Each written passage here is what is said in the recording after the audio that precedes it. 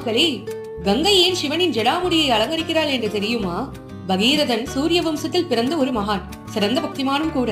ராமனின் மூதாதையர் என்று கூறினால் உங்களுக்கு நன்றாக புரியும். இவருக்கு மொத்தம் 60,000 சகோதரர்கள் இருந்தனர். ஆனால் இந்த உலகத்தை ஆளும் ஆசையினாலும் அகந்தையினாலும் கபில முனிவரின் தவத்தை கெடுத்து அவரது தவ வேள்வியின் வெப்பத்தில் சாம்பலாயினர். ஆகையால் அவர்கள் ஆன்மா மோட்சம் பெற ஒரே வழி அவர்களது அஸ்தியை புனித நீரில் கரைப்பதுதான். கங்காதேவி முதலில் சத்தியலோகத்தில் இருந்தாள். அவளை பூமிக்கு கொண்டு வர பகீரதன் பிரம்மாவை நோக்கி கடும் தவம் மேற்கொண்டான்.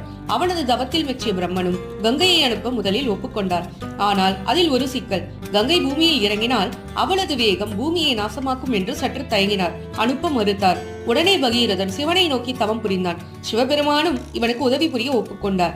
பிரம்மாவிடம் விடை பெற்ற கங்காதேவி பூமியை நோக்கி பாய அவளை தன் ஜடாமுடியில் தாங்கி அவளது வேகத்தை குறைத்து பூமியில் மெதுவாக அவளை விடுத்தார்.